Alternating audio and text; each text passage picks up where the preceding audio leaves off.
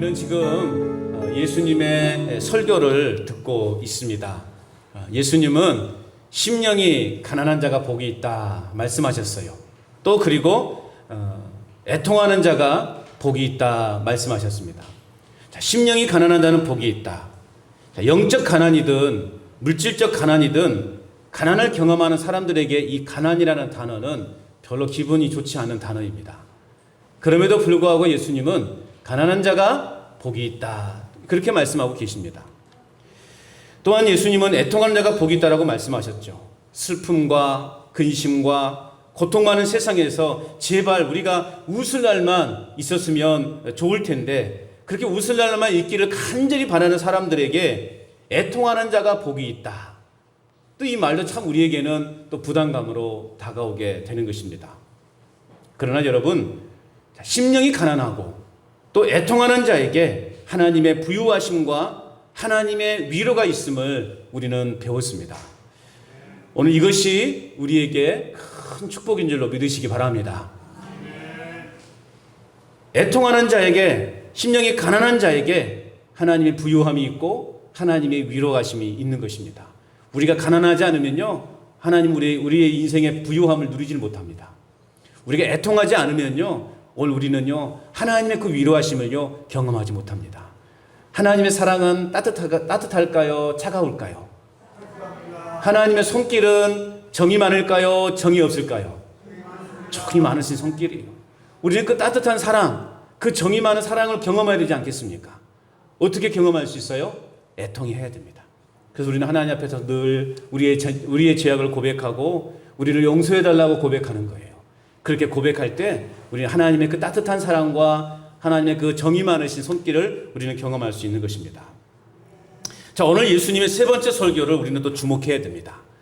온유한 자는 복이 있다. 오늘 예수님이 말씀하셨어요. 온유하는 자는 복이 있다.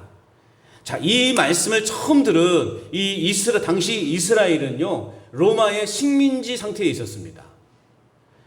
그렇기 때문에 이들은요, 경제적으로나 또 경제적으로 착취를 당하고 또 뭐 정치적으로도 학대를 당하고 있다라고 하는 그런 큰 피해 의식에 젖어 있었던 사람들이에요. 그렇기 때문에 이스라엘 백성들의 생각 속에는 뭐가 있었냐면 뭔가 강력한 힘을 지닌 지도자가 나와서 우리 민족을 이 로마의 이 식민지에서 해방시켜줄 그럴 사람을 기대하고 있었다는 말이에요. 강력한 어떤 리더십을 가진 사람을 기다리고 있었단 말이죠. 그런데 오늘 예수님은 뭐라고 말하고 있습니까? 온유한 자가 복이 있다. 그렇게 말씀하고 있는 거예요. 그러니까 이 말씀을 들은 많은 백성들의 마음속에는 어떻게 했을까요? 실망감이 있었겠죠. 아니, 뭔가 좀 강력한 힘을 지닌 그런 지도자와 리더십을 가진 자가 나타나야 되는데 온유한 자가 복이 있다라고 말하는 것 자체가 사람들로서는 받아들이기가 쉽지 않았습니다. 한마디로 말하면 예수님의 이 설교는요, 사람들로 하여금 김 빠지게 하는 설교였습니다. 김 빠지게 하는 설교였어요. 뭔가 강력한 힘을 지닌 사람을 뭔가 그런 걸 기대했는데, 그래서 예수라는 사람을 보아하니 뭔가 좀 다를 것 같아. 굉장히 기대감을 가지고 말을 들었는데 뜬금없이 말이죠, 온유한 자가 복이 있다. 그렇게 말씀하고 있는 거예요. 얼마나 김 빠지겠습니까, 여러분? 그러지 않겠습니까? 야, 이거 온유라는 말은 어떤 것인가? 이 온유라는 말의 사전적 의미는요, 온화하다, 부드럽다, 유순하다, 겸손하다, 원만하다라는 그런 뜻을 담고 있어요. 성질이 관대하다, 그런 뜻을 담고 있어요. 쉽사리 격노하지 않고 급한 마음도 없고 속도 뒤틀리지 않는 그런 상태가 온유하다라는 그런 말이에요. 자, 여기까지 보면요, 이 온유하다라고 하는 이 말의 의미 속에는요, 뭔가 좀 어리숙한 듯한 모습을 느껴지잖아요. 뭔가 좀 어리숙하게 느껴져요. 세상적으로 표현하자면요, 사기당하기 딱 좋은 사람이에요. 귀 얇고 온유해서 남들이 부탁하는 것을 거절하지 못하고, 그래서 그냥 보증을 쓰기도 하고 뭐 돈도 빌려주기도 하고, 그러면서 사기당이 딱 좋은 사람의 형태가 이 온유하다. 오늘 예수님께서 말씀하시는 이 온유하다라는 그런 의미 단어 속에 포함되어 있다는 거죠. 자, 그럼에도 불구하고 오늘 예수님은 온유한 자는 복이 있나니 그들이 땅을 기업으로 받을 것이다 말씀하고 있다는 거죠. 오늘 이 예수님의 말씀을 우리가요 사회적 통념으로 이해하면요 이해할 수 없어요. 세상적인 가치로 이 말씀을 받아들이면 이해할 수 없어요. 방금 제가 말씀드렸잖아요. 이해할 수 없다라는 거. 뭔가 강력한 힘을 지닌 사람이 나와야 되는데, 그래서 우리 민족을 이 로마의 식민지에서 빨리 구출해 내야 될 텐데 온유하라니. 좀 강한 리더십을 발휘해야 되는데 온유하라니. 말도 안 되는 거죠. 세상적인 가치로는요 이해할 수 없어요. 그런데 우리가 성경적 관점으로 보면은요 오늘 이 예수님의 말씀을 우리는 이해할 수 있게 된다는 거죠. 자, 온유하다라는 말에 해당되는 이 헬라어 단어는요, 이 프라우스라는 단어를 써요. 프라우스. 이게 무슨 말이냐면 잘 길들여진 뜻을 담고 있어요. 잘 길들여진 뜻을 담고 있다고요.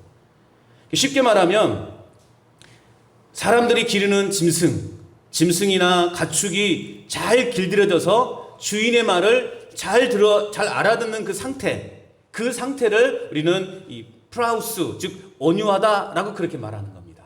잘 훈련되어져서 잘 길들여져서 주인의 말을 잘 듣는 그런 짐승이나 가축들, 그 상태를 우리는 온유하다, 예수님이 말씀하시는 이 온유하다라는 단어의 의미로 볼 수 있는 겁니다.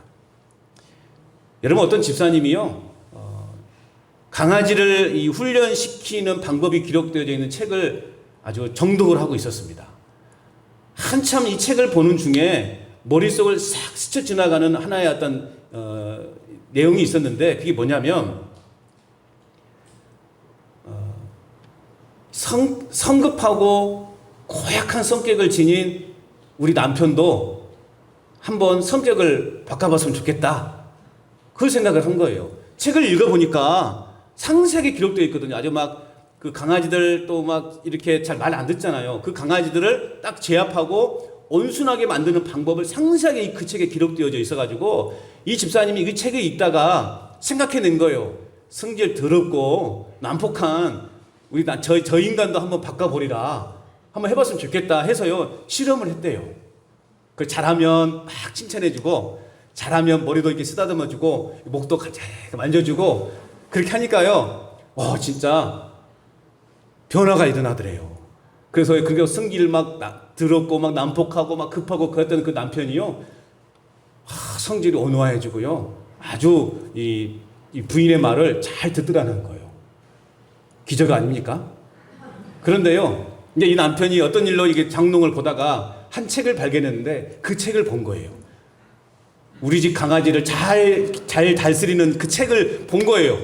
그게 남편이 어떻게 되겠습니까? 아니, 나를 개 취급한 거야 이거? 나를 강아지 취급한 거야 이거? 그러면서요 더 성질이 더 어려웠다고 합니다. 그 온화한 그 성격이요 딱 2주 만에 끝나버렸다고 해요. 아니, 나를 감히 개 취급하고 강아지 취급을 하고 있단 말이지. 너무 억울한 거예요 남편이. 그래가지고요 그 전보다 더 성격이 고약해졌다라고 하는 이야기가 있습니다. 여러분, 자, 이 성경에서 온유한 자가 복이 있다라고 말할 때, 이 온유한 사람은요 다시 말하면 우리가 어떻게 이해할 수 있냐면 하나님에 의해서 잘 길들여진 사람이다 라고 그렇게 말할 수 있는 겁니다. 누구에 의해서? 하나님에 의해서 잘 길들여진 사람이라고 말할 수 있는 거예요. 즉 하나님에 의해서 잘 길들여져서 이제 내 고집이 아니라, 내가 가진 경험이 아니라 하나님의 뜻에 순종하는 사람이 곧 온유한 자다. 오늘 예수님께서 말씀하시는 온유한 사람이라는 말의 근본적인 뜻이 된다고 그렇게 말씀드릴 수 있는 것입니다. 그렇기 때문에 여러분, 온유하다라는 말은 훈련하다라는 말과 밀접한 관계가 있습니다. 즉 하나님에 의해서 잘 훈련되어지고 잘 길들여진 사람, 우리는 그런 사람을 온유한 사람이라고 말하는 것입니다. 여러분, 모세를 보세요. 모세가 40년 동안 광야에서 회개의 눈물을 흘리면서요 자기 마음을 온유한 마음으로 다듬는 훈련을 정말 지독하게 했습니다. 그 전에 그가 애굽에 살 때 어땠습니까? 그 전에 그는 어떻습니까? 그는 자신의 분을 스스로 이기지 못했어요. 자신의 분을 스스로 이기지 못해가지고요 사람을 쳐 죽였어요. 사람을 쳐 죽인 것도 고약한데요 그 사람을요 모래에 생매장해버린 거예요.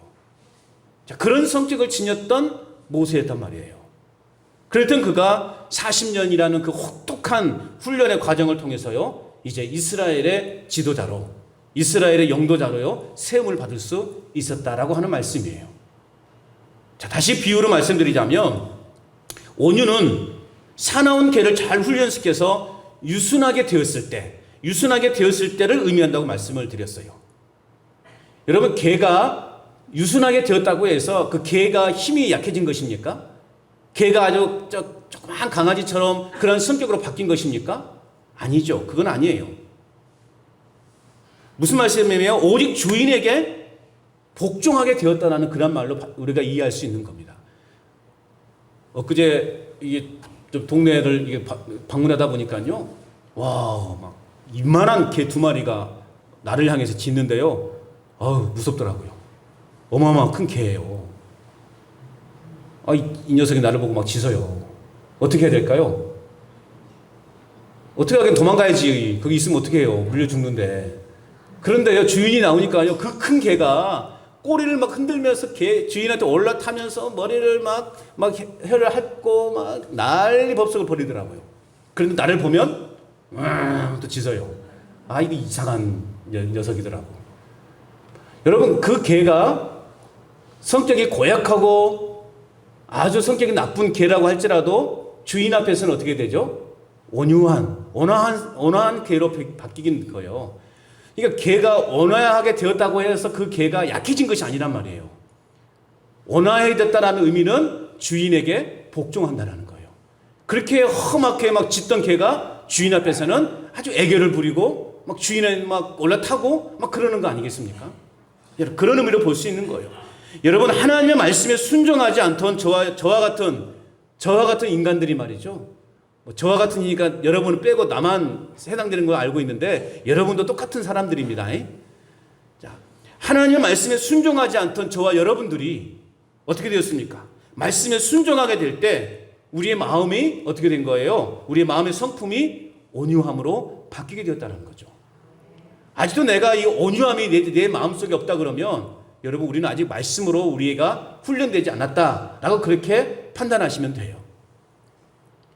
여러분, 우리가 온유하게 되었다고 해서 우리가 결코 어리숙한 사람으로 살아가면 되겠습니까? 우리가 온유하게 되었다고 해서 우리 힘 자체가 약해진 것입니까? 사람들이 볼 때 미련한 사람으로 보여지는 것입니까? 우리도 그렇게 살아가야 되는 것입니까? 조금 모자란 사람처럼 그렇게 우리가 살아가야 되는 거예요? 그냥 바보처럼 손해나 보고 그냥 할 말도 못하고 그저 순정하면서 제가 잘못했어요. 그런 모습으로 우리가 살아가야 됩니까? 아니라는 거예요. 우리는요, 더 당당해야 되는 거예요. 하나님의 말씀으로 훈련받은 우리는요, 더 당당하고 더 강하게 예수 그리스도의 제자의 삶을 살아가야 한다는 것입니다. 그러나 우리의 성품은 온유해야 되는 거예요. 이해하기가 조금 어렵죠? 듣다 보면 또 이해가 될 겁니다. 그러니까 내 승질대로 살지 말라는 거예요. 내 승질대로 살지 마시고 내 승기를 죽이시고 예수님을 닮은 그 성품을 우리의 삶 속에서 드러내라는 것입니다. 그런 삶이 온유한 삶을 사는 것입니다. 성경에서 온유가 성령의 열매라고 한 까닭이 바로 여기 있는 거예요. 성령께서 우리를 변화시키지 않으면요, 우리는 하나님의 말씀에 순종할 수 없습니다. 온유란 제멋대로 살던 사람들이 그 성령에 의해서 그 욕망을 절제하여 하나님 앞에 겸손하고 낮아지는 마음을 갖는 것이 온유한 사람의 모습이에요. 하나님께 길들여진 것을 말하는 것입니다. 내 삶의 주인 되시는 그 주님의 뜻에, 그 말씀에 순종하며 살아가는 것, 이것이 온유한 자의 삶이라는 것입니다. 여러분, 하나님의 말씀으로 잘 길들여져서 하나님 아버지 앞에 순종하는 저와 여러분의 삶이 될 수 있기를 축복합니다. 그런 삶이 온유한 자의 삶인 거예요. 하나님의 말씀에 100% 순종하는 삶, 하나님 아버지의 말씀 앞에서 내가 겸손해지는 삶, 그런 삶이요, 온유한 자의 삶인 거예요. 여전히 내 자아가 무너지지 아니하고 내 자아가 그냥 막 드러내고 내 안에 있는 그 분노가 막 드러내고 내 급한 성격이 막 드러나고, 여러분, 그런 사람이 온유한 사람이 절대 아니에요. 그런 사람은 아직도 하나님의 말씀으로 내 자신이 깨지지 못하는 거예요. 우리는 그것을 깨트려야 돼요. 성령께서 역사하실 때 우리의 그 자아가 깨어지고 우리의 그 욕망들이 무너지게 되는 거예요. 우리의 분노가 사라지게 되는 것입니다. 여러분, 하나님 말씀 앞에 겸손해지시기를 축복합니다. 자, 오늘 예수님은 팔복에서 온유한 자가 복이 있다 라고 하는 이 말씀을 세 번째 축복의 내용으로 말씀하고 있어요. 그런데요, 예수님께서 그냥 아무 생각 없이 심령이 가난한 자가 첫 번째 복이 있고 두 번째는 뭐 애통한 자가 복이 있다 그렇게 말씀하신 거 아니에요. 다 의미가 있다라는 거죠.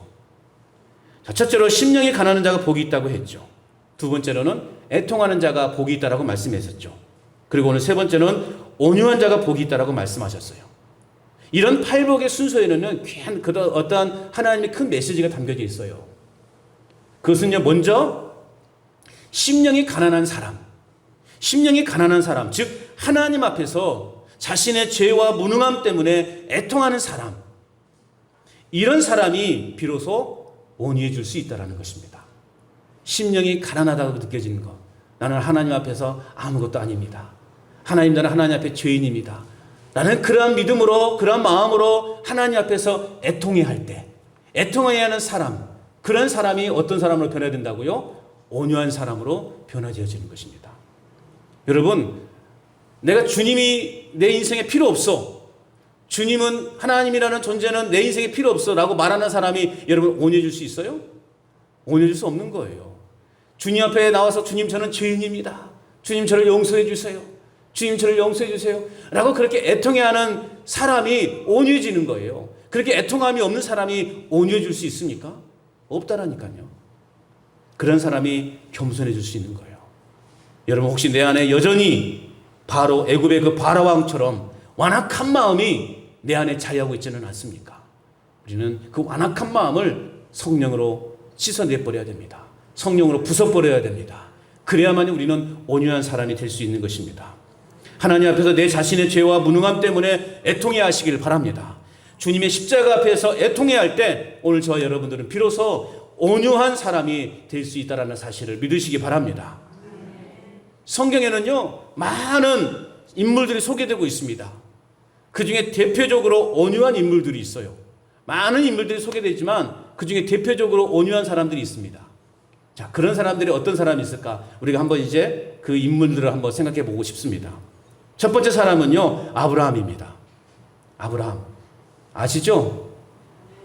왜 모르는 사람처럼 쳐다보고 계셔요? 처음 들어본 사람처럼 이렇게 쳐다보고 계셔요. 아브라함 아시죠? 네, 아브라함. 여러분, 아브라함과 그의 조카 롯의 목자들이 자주 충돌을 했어요. 이때 아브라함은 그의 지위를 이용해서 그 조카를요, 누를 수도 있었습니다. 그런데 아브라함은 롯에게 먼저 너와 나 사이에, 그리고 너의 목자들과 나의 목자들 사이에 어떠한 다툼도 있어서는 안 된다. 내가 보는 앞에 땅이 얼마든지 있다. 네가 왼쪽으로 가면 나는 오른쪽으로 가고, 네가 오른쪽으로 가면 나는 왼쪽으로 가겠다라고 그렇게 제안을 했어요. 어떻게 보면 참 답답한 아브라함이죠. 그러나 하나님은 그를 믿음의 조상으로 세우셨어요. 요즘 갑질 논란으로 우리 국민들을 막 분노케 하지 않습니까? 아브라함과 롯의 관계 역시 갑을 관계라고 말할 수 있어요. 그런데 아브라함은 갑의 횡포를 보이지 않았습니다. 오히려 좋은 땅을 먼저 조카 롯에게 양보하는 그러한 모습을 보였습니다. 여러분, 이런 아브라함이 바로 온유한 사람인 거예요. 로마서 12장 10절에 형제를 사랑하여 서로 우애하고 존경하기를 서로 먼저 하라라고 말씀하고 있습니다. 나를 먼저 생각하는 삶이 아니라 타인의 삶을 먼저 생각해주고 배려해 줄 수 있는 그런 온유한 사람이 되시기를 축복합니다. 두 번째 인물은요, 요셉입니다. 자, 요셉이 애굽의 총리가 된 이후에 형들을 다시 만났어요. 그때 요셉은요, 엄청난 힘과 권력이 있었고 충분히 복수할 수 있는 자리에 있었습니다. 그러나 그는 형들에 대한 적대감이나 원한을 갖지 않았습니다. 오히려 그를 죽이려 했던 그의 형들을 위로하고 그 형들을 사랑했습니다. 나를 이곳에 보내는 것은 당신들이 아니라 하나님이 보내셨다 라고 그렇게 요셉은 고백하는 거예요. 요셉의 이러한 모습이 바로 여러분 온유한 사람의 모습입니다. 나에게 큰 아픔과 상처와 또 금전적 손해를 안겨다 준 사람까지도 용서해 줄 수 있는 그 사람이요, 바로 온유한 사람이라는 것입니다. 세 번째 인물은요, 모세입니다. 민수기 12장 3절은 이 사람 모세는 온유함이 지면의 모든 사람보다 더하더라 그렇게 말씀하고 있습니다. 모세는 이스라엘 사람이 아닌 이디오피아의 흑인을 아내로 삼았어요. 한마디로 이방인을 아내로 삼은 것이죠. 이는 율법에서 상당히 벗어난 일이었습니다. 그런데 이에 대해서 그의 형 아론과 그 누이 미리암이 모세를 여러 사람들 앞에서 공개적으로 비방해 버렸어요. 40대의 모세였다면 어떻게 했을까? 이들은 아마 단칼에 처단을 했을지도 모릅니다. 활화산 같은 분노와 혈기가 있었던 사람이었기 때문이죠. 그런데 그 40년간 하나님의 그 광야 훈련을 통과한 후에 그 모세에게는요, 독침이 빠진 사람이 되어버린 거예요. 모세는 자신이 가진 권위를 가지고 그들을 징계하지 않았어요. 그들의 직위 또한 해제하지 않았습니다. 하나님께서 하시도록 모든 것을 하나님의 손에 맡겨드렸어요. 하나님은 이 온유한 모세를 이스라엘의 지도자로 삼으셨습니다. 여러분, 무슨 일을 하든지 내가 하려고 해서는 안 됩니다. 내가 하려고 하니까 실패하게 되는 것이고 또 고통이 찾아오게 되는 것입니다. 하나님께서 하시도록 하나님께 내 모든 생각과 계획들을 내어드리는 그 사람이 여러분 바로 온유한 사람이라는 것입니다. 네 번째 인물은요, 다윗입니다. 골리앗을 쓰러뜨리는 이후에 다윗의 인기는요, 하늘을 찌를 듯 했어요. 수많은 군중들은 사울이 죽인 자는 천천히요, 다윗은 만만이로다 라며 다윗을 높였어요. 이때부터 사울왕은 그 다윗을 질투하기 시작합니다. 급기야는 아무 이유도 없이요, 여러 번 다윗을 죽이려고 시도를 했어요. 다윗은 결국 이 사울을 피해 도망자의 생활을 해나가게 되는데 그 도망 중에 다윗은 사울을 2번이나 죽일 수 있는 절호의 기회가 있었습니다. 그런데 다윗은 그 사울을요, 결국 죽이지 않았어요. 이유는 단 하나였습니다. 하나님의 기름 부어 세운 왕을 사람이 해할 수 없다라는 것이었어요. 다윗은 결코 자신의 힘을 사용하지 않았습니다. 그는 자신의 편에서 행동하지 않았고 하나님 편에서 그는 행동했습니다. 하나님께 잘 훈련된 다윗이야말로 온유한 사람의 대표적인 사람입니다. 하나님은 이와 같이 아브라함처럼 또 요셉처럼 그리고 모세처럼 다윗처럼 온유한 자에게 오늘 말씀처럼 땅을 기업으로 주시겠다라고 그렇게 약속하고 계신 것입니다. 자, 마지막으로 온유한 사람의 가장 대표적인 사람은 누구일까? 그 가장 대표적인 사람은 바로 예수님이십니다.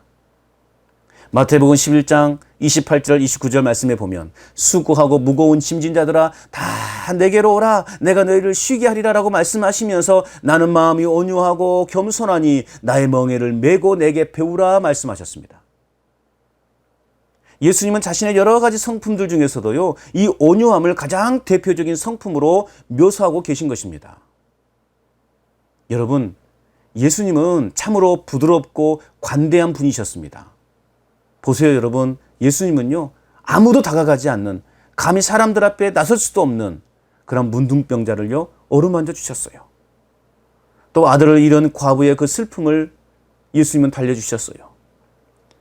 또한 세리나 창기들을 용납하시고 친구처럼 그들을 대해 주셨습니다.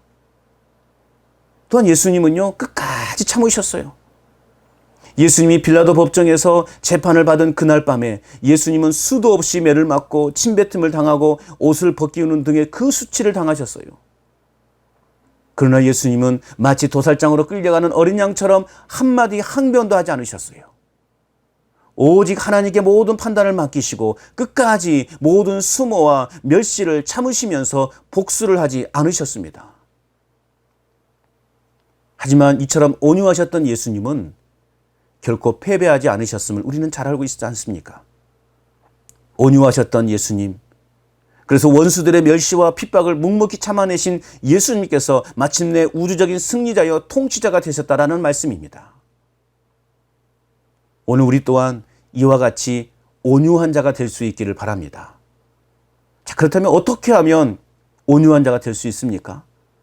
어떻게 하면 우리는 온유한 자로 살아갈 수 있습니까? 바로 예수님을 믿고 따라가면 됩니다.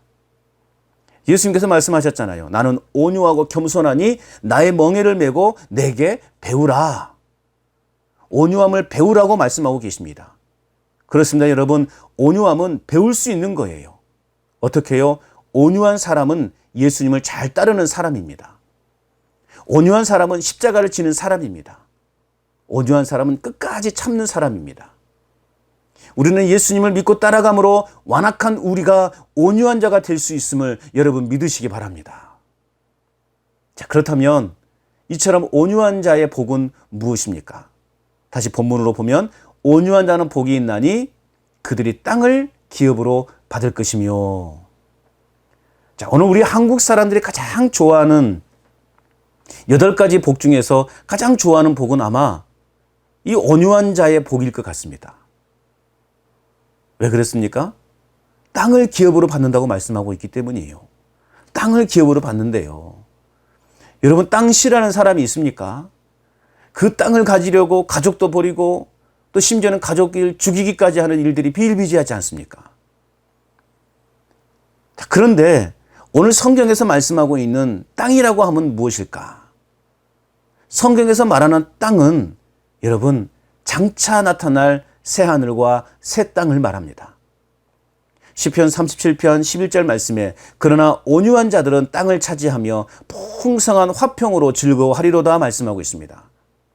온유한 사람들이 오히려 땅을 차지할 것이고 그들이 크게 기뻐하면서 평화를 누릴 것이라는 말씀이에요. 자, 이 말씀의 문맥으로 볼 때 우리의 삶이 참으로 고통스럽고 절망과 낙심 속에서도 긍정적인 성품을 유지하게 되는 까닭은 뭐냐? 바로 언젠가는 도래하게 될 그 완전한 나라인 하나님의 나라를 소망하고 바라보고 있기 때문에 그렇습니다. 이와 같이 하나님과의 관계를 바르게 하고 온유한 자만이 진정한 평강을 누리게 되고 천국을 소유할 수 있게 된다라고 하는 말씀입니다. 여러분, 온유한 자가 하나님의 나라를 소유할 수 있습니다. 하나님의 말씀에 순종하고 그 말씀에 순복할 때 우리는 온유할 수 있고요. 땅을 기업으로 얻을 수 있게 되는 것입니다. 여러분, 예수님은 그 온유함으로 세상을 정복하셨습니다. 예수님이야말로 참으로 어리숙한 사람처럼 보입니다. 그러나 여러분, 그 예수님을 우리는 결코 약한 존재다라고 그렇게 말하지 않습니다. 온 인류의 죄를 십자가에서 파하시는 그 능력의 주님, 바로 예수 그리스도이십니다. 오늘 저희도 예수님의 그 온유함으로 세상을 정복할 수 있어야 할 것입니다. 예수님의 십자가의 사랑을 기초로 그 누구에게도 우리는 온유함으로 대해야 합니다. 나와 생각이 다른 사람에게도, 나를 원수로 대하는 사람에게도 그 주님이 주신 은혜와 사랑 때문에 내가 먼저 손을 내밀을 수 있어야 하는 것입니다. 그것이 세상을 다스리고 정복하는 방법입니다. 온유함으로 하늘나라를 기업으로 받는 축복과 그 나라를 삶의 자리에서 날마다 누리며 그 어떤 절망적인 상황에서도, 고통과 아픔의 상황 속에서도, 쓰라린 패배와 배신을 당한 그 상황 속에서도 우리 주님의 온유하심을 닮아 세상을 이기는 축복이 우리 모두에게 있기를 주님의 이름으로 축원드립니다. 온유한 자는 복이 있나니 그들이 땅을 기업으로 받을 것이며